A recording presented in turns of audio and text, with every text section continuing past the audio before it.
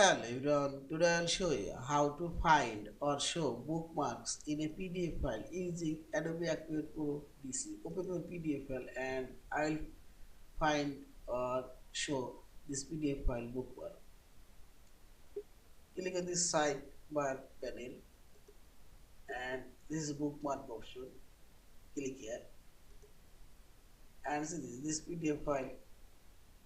There have three bookmarks and click on this bookmark icon and see this bookmark now working. This text bookmark also, click here. This page also bookmark and click here. This page also. Yeah.